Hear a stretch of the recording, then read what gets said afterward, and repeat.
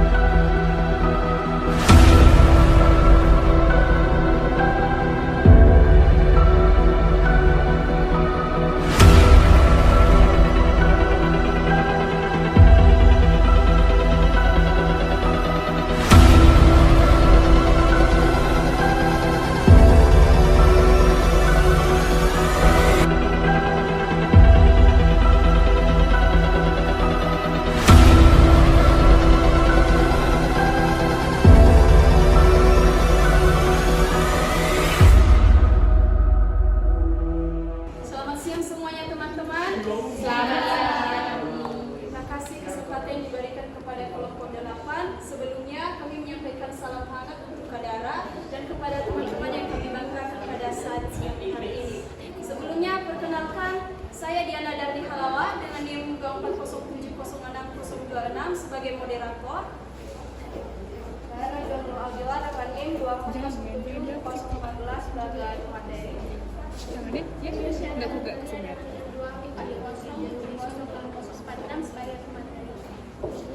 Saya dapat Sujita dengan NIM 240706086 sebagai pemain. Nah, teman-teman, kali ini kami akan mempresentasikan tentang kerajaan Bali. Tentunya teman-teman kepengen ke sana mau ke Bali ya? Iya. Atau teman-teman impiannya mau ke Bali atau teman-teman sekarang ini sudah pernah berkunjung ke Bali nggak? Ya. Kami dari kelompok 8 akan berharap semoga kita yang di kelas ini segera berwisata di Bali di sana. Nah, sebelumnya presentasi kami saat ini adalah tentang kerajaan Bali. Muncul pertanyaan, apa sih kerajaan Bali? Kerajaan Bali itu adalah tempat huni prasejarah, pengaruh sejak zaman prasejarah. Pengaruh hidup dan mudah mulai masuk sekitar abad ke-1 Masehi. Nah, kerajaan-kerajaan awal dimulai seperti kerajaan Wormadewa, memainkan peran penting dalam mengembangkan budaya dan seni. Nah, teman-teman, kami juga memaparkan tentang apa itu kerajaan Bali. Kerajaan Bali merupakan salah satu kerajaan Hindu tertua di Indonesia yang berada di Pulau Bali. Kerajaan Bali dikenal dengan sistem pemerintahan yang kuat dan pengaruh kebudayaan Hindu yang mendalam, termasuk sistem kasta dan berbagai tradisi ritual keagamaan. Nah, selanjutnya, kerajaan Bali adalah tempat berkembangnya agama Hindu dan hampir seluruh masyarakat menjadi penganutnya. Agama Hindu di Bali mulai tumbuh dan berkembang sejak abad ke-8 dan bersamaan dengan pertumbuhan agama Hindu di Jawa Tengah, agama Hindu banyak pengaruhnya terhadap kebudayaan setempat dan juga terhadap sistem pemerintahan. Selanjutnya dipaparkan oleh teman saya. Baik, kita akan masuk terhadap perkembangan kerajaan Bali. Nah, kerajaan Bali itu diawali dengan adanya masa Bali Purba. Masa Bali Purba merujuk pada periode kuno Bali, Indonesia yang sering dikaitkan dalam masa pra-Hindu dan awal Hindu di pulau tersebut. Bali pada masa Purba telah mengenal kepercayaan kepada Hindu. Nah, Bali Purba sendiri ini diawali dengan adanya penemuan sarkofagus, yakni seperti peti mati atau kuburan mati yang pada dulunya itu dipakai oleh orang purba di saat itu. Nah, seiring perkembangan zaman, masa Bali Purba ini ditandai dengan adanya itu ialah berupa semacam tempat pemujaan yang bernama pohon enau. Nah, pohon enau ini dipakai dulu oleh orang-orang Bali, dipakai sebagai pengganti dari sarkofagus itu sendiri. Lalu setelah adanya pohon enau itu diganti juga diganti dengan pelinggi. Pelinggi itu seperti pura kecil yang dimana di situ nanti orang Bali untuk memuja roh-roh nenek moyang mereka seperti itu. Nah, setelah masa Bali Purba kita masuk ke masa Bali Kuno yang dimulai dari abad ke-8 sampai abad 14. Masa pengaruh Jawa kuno pada abad ke-8, Bali mengalami pengaruh yang kuat dari kebudayaan dan kekuasaan Jawa kuno, khususnya dari kerajaan-kerajaan Hindu Buddha yang berada di Jawa seperti Mataram kuno. Nah, pengaruh ini tampak dalam berbagai aspek kehidupan di Bali, terutama dalam penyebaran agama, sistem pemerintahan, seni, serta budaya. Nah, ajaran yang dianut oleh warga Bali sendiri pada saat itu ialah ajaran Hindu dan Buddha.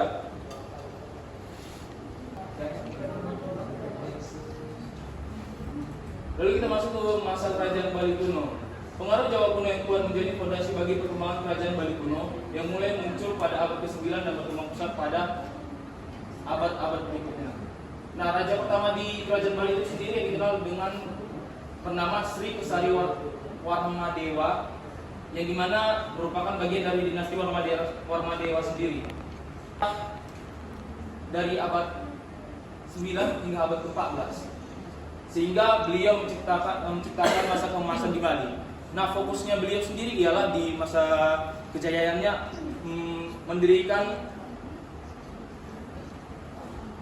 seperti pertahanan dan lebih berfokus kepada bagian militer seperti itu. Lalu masa kejayaan kerajaan Bali yaitu masa yang kedua yang dimana dipimpin oleh Raja Udayana sendiri. Beliau memerintah pada akhir abad ke-10 hingga awal abad 11 dan dia menikahi seorang putri dari Jawa yang bernama Mahendrata. Beliau sendiri mencapai kejayaannya di kerajaan Bali itu akibat dari pernikahannya ini, yang dimana Raja Udayana sendiri itu menikahi dari putri dari Jawa itu yang bernama Mahendrata tadi, dan lahirlah seorang putra yang bernama Airlangga. Dari sini nanti asal-usulnya itu Airlangga itu lahir. Dan nantinya Airlangga sendiri itu akan menjadi raja besar di Jawa Timur, dan juga Raja Udayana sendiri dianggap sebagai penguasa yang bijak dan membawa kemakmuran bagi Bali. Dan di bawah pemerintahannya sendiri, hubungan antara Bali dan Jawa itu menjadi lebih erat akibat adanya status pernikahan tadi dia itu dengan putri Jawa. Sekarang kita masuk kepada masa pasca Majapahit. Nah, setelah runtuhnya kerajaan Majapahit pada abad ke-15, banyak bangsawan dan seniman Majapahit yang melarikan diri ke Bali, membawa segala tradisi, seni dan agama Jawa. Ini menandakan era baru dalam sejarah Bali dengan terbentuknya kerajaan Gel-Gel di bawah Raden Ketut. Kerajaan Gel-Gel berkembang menjadi kerajaan yang kuat dan berpengaruh di Bali serta kawasan sekitarnya. Pada abad ke-17, kerajaan Gel-Gel mulai melemah akibat konflik internal dan pemberontakan dari raja-raja bawahnya. Akhirnya kerajaan Gel-Gel pecah dan Bali terbagi menjadi beberapa kerajaan kecil yang saling bersaing, termasuk Tungku, Karangasem, Gianyar, Tabanan, Baradung, Buleleng, dan Menu. Sekarang budaya masyarakat kerajaan Bali. Kehidupan politik mereka, struktur kerajaan Bali berdasarkan kepada prasasti yang dikeluarkan oleh Raja Udayana adalah sebagai berikut. 1. Raja berperan sebagai kepala pemerintahan. Jabatan raja diwariskan secara turun-temurun. 2. Badan penasehat raja disebut Pakirakiran. 1. Jeromakabehan yang bertugas memberi nasihat dan pertimbangan kepada raja dalam pengambilan keputusan penting. Badan ini terdiri dari beberapa senapati dan beberapa pendeta agama Hindu dan Charya dan Buddha dan Padgayaga. Yang ketiga, pegawai kerajaan membantu raja dalam bidang pemerintahan, penggalian pajak dan administrasi.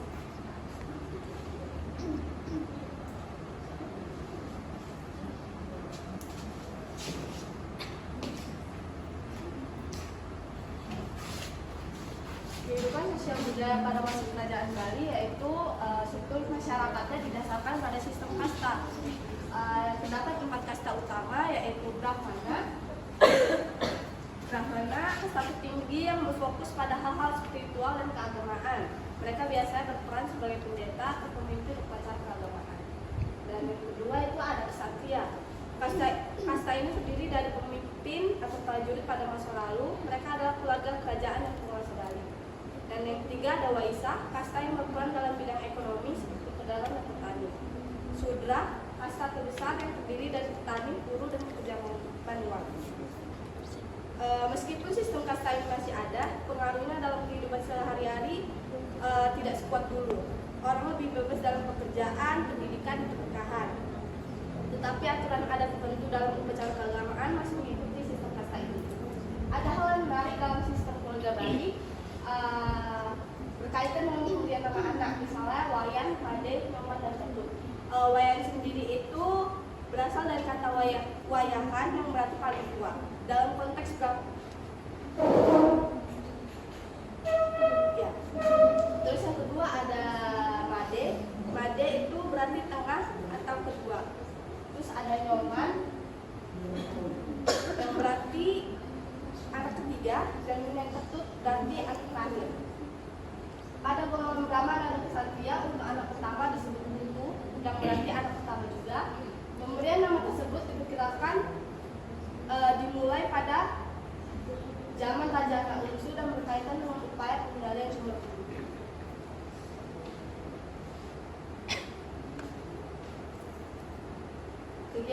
Kehidupan ekonomi. Kegiatan ekonomi masyarakat kerajaan Bali adalah cocok tanam.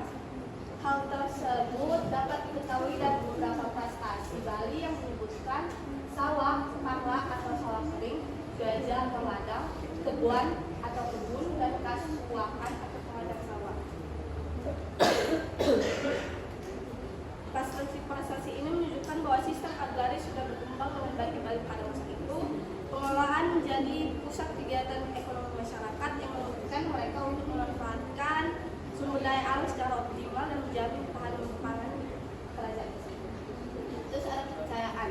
Masyarakat Bali banyak mendapat pengaruh dari kebudayaan India, terutama Hindu. Sampai sekarang masyarakat Bali masih banyak menganut agama Hindu. Namun demikian, agama Hindu yang mereka anut telah bercampur dengan budaya masyarakat asli Bali sebelum Hindu. Masyarakat Bali sebelum Hindu merupakan kelompok masyarakat yang terikat oleh hubungan keluarga dan memuja nenek moyang yang mereka anggap dapat menolong dan melindungi kehidupan keluarga yang masih hidup. Melalui proses sinkretisme ini, sinkretisme tersebut adalah dari proses pencampuran atau penggabungan dua atau lebih sistem kepercayaan agama menjadi satu.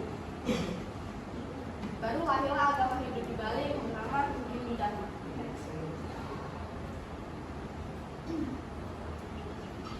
Pengaruh kerajaan Bali terutama terlihat dalam budaya, agama, dan seni di Bali hingga saat ini. Kerajaan Bali memperkuat agama Hindu sebagai keyakinan utama dan terjadi dalam upacara keagamaan dan sistem adat lain masih ada.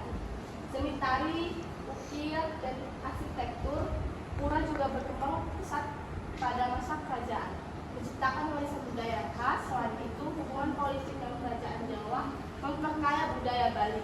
Sementara peninggalan arkeologis di pura dan prasasti menjadi bukti sejarah penting yang masih dihormati UNESCO.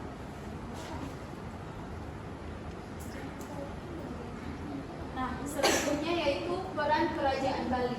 Kerajaan Bali berperan penting dalam menyebarkan dan mempertahankan agama Hindu di Bali, membentuk sistem sosial berbasis kasta, serta mengembangkan seni dan budaya yang khas, seperti tari, ukiran, dan arsitektur pura. Selain itu, kerajaan ini juga menjalin hubungan politik dan budaya dengan kerajaan-kerajaan di Jawa, memperkaya warisan budaya Bali yang masih terasa hingga kini.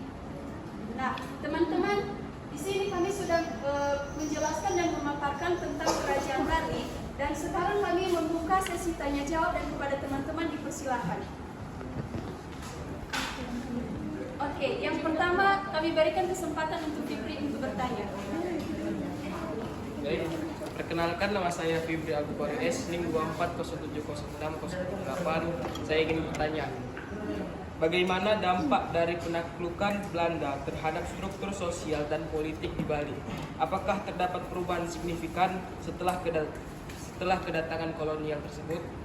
Pertanyaan untuk Irsyana. Pertanyaan kedua si Anastasia.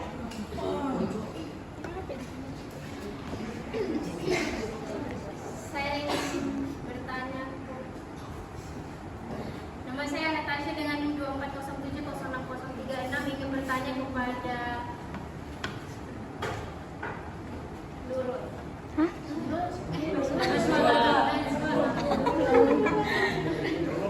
Pertanyaannya, bagaimana pengaruh politik luar negeri itu terhadap kehidupan politik kerajaan Bali, terutama itu dalam hubungan dengan kerajaan Majapahit?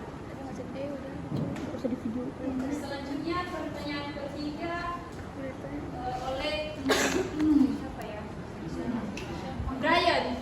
Ini 24070604. Dan saya adalah bagaimana masuknya agama Hindu ke Pulau Bali? Apakah melalui para pedagang India atau dari kerajaan Jawa atau kerajaan yang ada di Pulau Jawa? Dan bagaimana peninggalan kerajaan Bali tentang candi?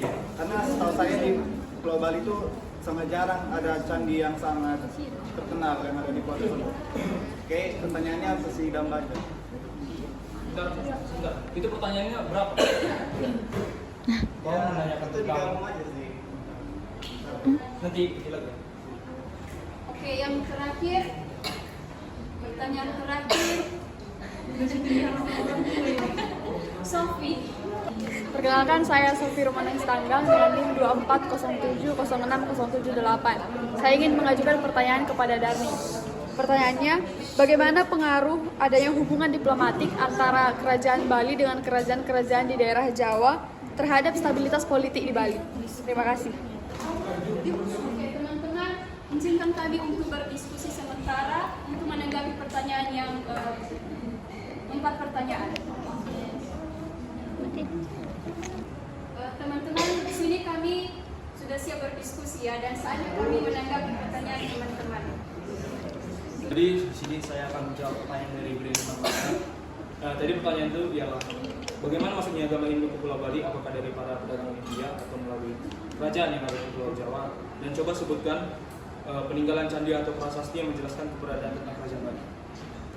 Baik, jawaban saya ialah masuknya agama Hindu Buddha ke Pulau Bali berawal dari hubungan para raja Jawa kuno yang menganut sistem kepercayaan Hindu Buddha, yakni kerajaan itu ialah Mataram kuno. Hal ini bisa kita lihat dari peninggalan prasasti Sanur yang berbicara mengenai hubungan para raja Jawa kuno dengan penguasa di Bali, dan dilihat adanya ketergantungan politik pihak Bali terhadap raja Jawa kuno pada masa itu. Dan juga di samping itu kita bisa juga lihat beberapa candi atau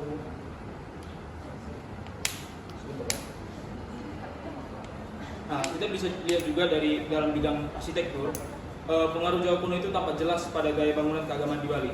Salah satu contohnya itu struktur pura dan candi yang berada di Bali. Seperti itu. Apakah Brian dapat mendengar? Pura yang hidup di Bali, banyak kan candi-candi doang di Pulau Jawa. Apakah dari Bali sendiri atau bagaimana? Mungkin Brian, contoh yang kau bilang itu gerbang pura seperti itu ya. Mungkin itu peninggalan dari para leluhur di Bali pada masa itu. Seperti itu, Brian. Karena yang saya ketahui di Pulau Bali itu mereka sangat dominan atas gambaran contoh candi ataupun pura yang berada di Jawa pada masa itu. Karena itu merupakan pengaruh dari kerajaan Mataram kuno pada masa itu. Apakah Brian?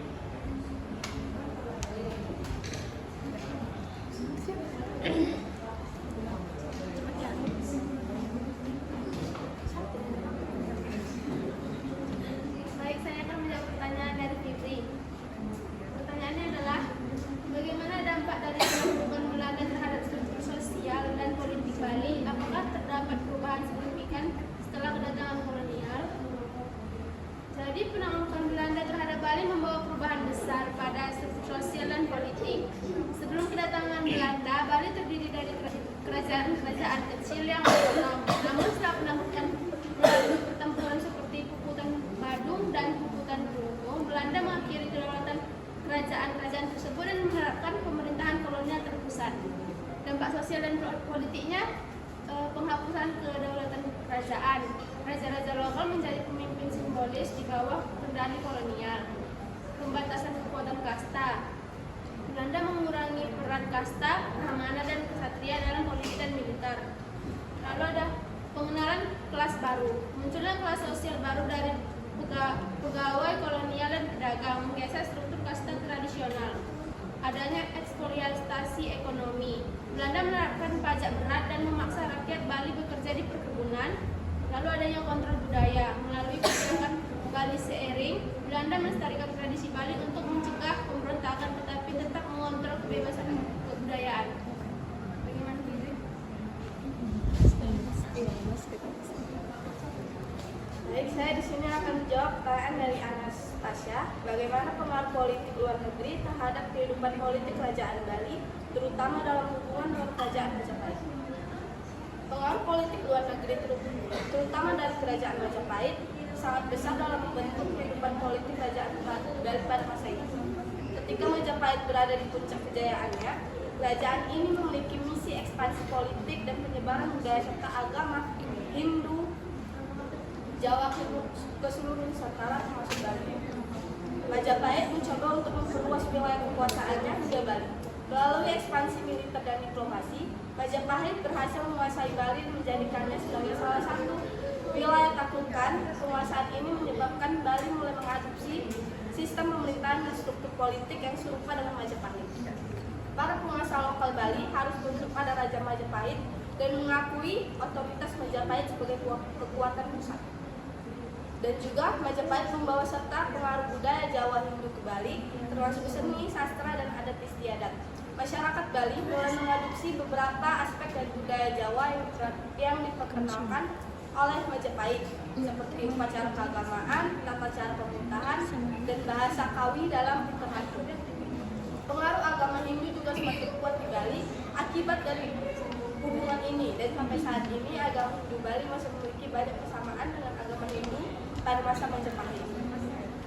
Sebagai salah satu daerah bawahan, Bali terhubung dengan sistem ekonomi dan politik yang lebih luas dan dikendalikan oleh Majapahit.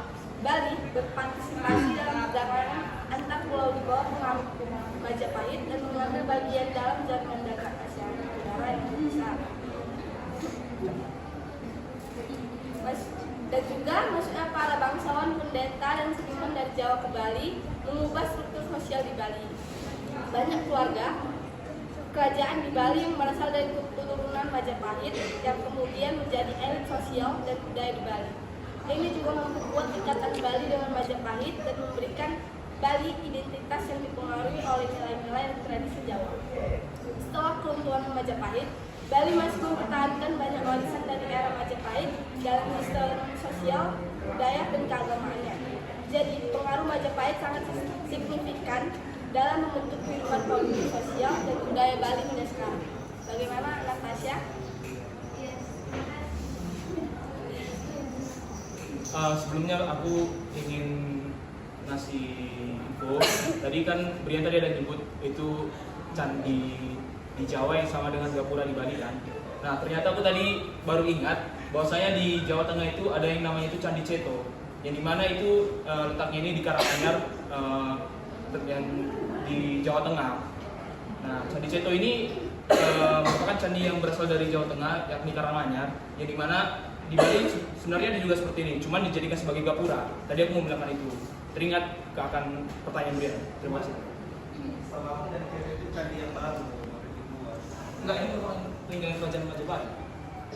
Setahu aku.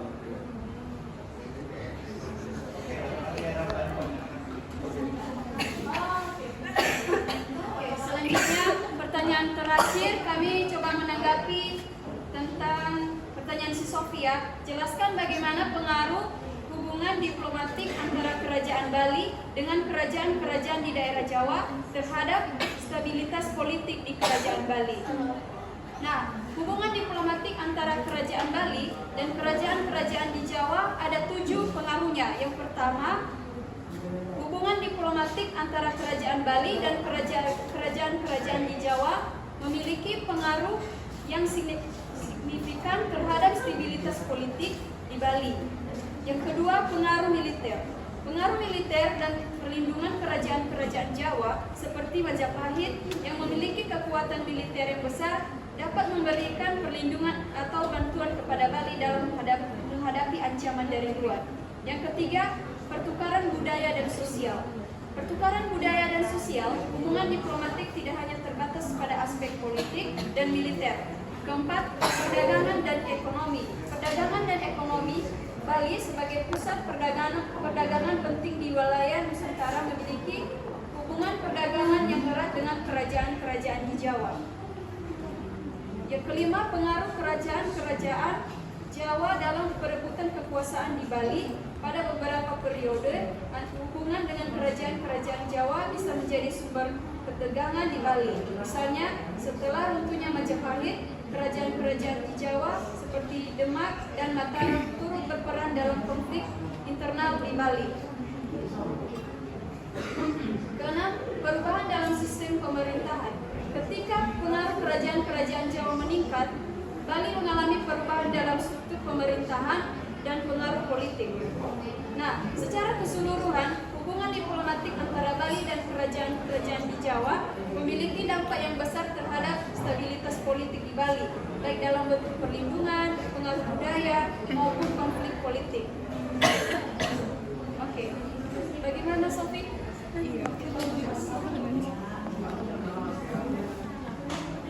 Nah, langsung saja teman-teman, dari hasil diskusi kami juga menyimpulkan tentang Kerajaan Bali ini. Nah, kesimpulannya yaitu Kerajaan Bali memainkan peran vital dalam sejarah dan perkembangan budaya Indonesia sebagai pusat kebudayaan dan pelestarian agama Hindu. Bali tidak hanya mempertahankan tradisi yang kaya, tetapi juga mempengaruhi banyak aspek kehidupan sosial dan ekonomi.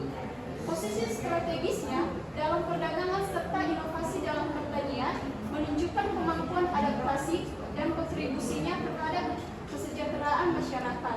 Interaksi dengan kerajaan-kerajaan ini menambah kompleksitas dan kekayaan sejarah Bali. Secara keseluruhan, mempelajari Kerajaan Bali memberikan wawasan tentang pentingnya keberagaman budaya dalam bentuk identitas nasional Indonesia. Hal ini mengingat kita bahwa sejarah bukan hanya tentang fakta, tapi juga tentang bagaimana budaya dan tradisi saling berinteraksi dan berkembang. Oke, teman-teman, kami menutup presentasi kami pada siang hari ini. Kami juga memohon minta maaf kepada teman-teman jika ada kesalahan kata dalam menanggapi pertanyaan teman-teman. Sekian dan terima kasih. Sebelumnya kami memberikan pantun.